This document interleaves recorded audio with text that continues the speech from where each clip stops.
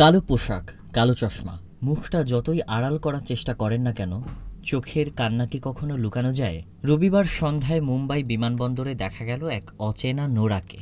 সাধারণত তিনি থাকেন উচ্ছল প্রাণবন্ত, কিন্তু সেই নোরা ফাতিহিকে এদিন দেখা গেল বিষাদ ভরা চোখে, চোখের জল লুকিয়ে তাড়াহুড়ো করে বেরিয়ে যেতে। তার ইনস্টাগ্রাম স্টোরিতে ছিল একটি বাক্য, ইন্না লিল্লাহি ওয়া ইন্না ইলাইহি রাজিউন। ইসলাম ধর্মে এটি বলা হয় কারো মৃত্যুর পর। তবে কে সে বিষয়ে এখনও নীরব নোরা।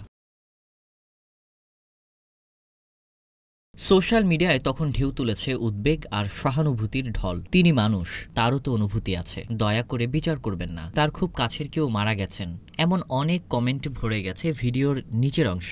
হয়তো আজ চোখে জল, হয়তো আজ কিছু না বলা কান্না, তবুও কোটি ভক্তের প্রার্থনা একটাই, নোরা শক্ত থাকো, তোমার আলো আবারও ফিরুক। আপনার কি মনে হয় সেলিব্রিটিরাও কি মাঝে মাঝে একা হয়ে পড়েন? কমেন্টে জানান আপনাদের ভাবনা। News desk, news flash 71।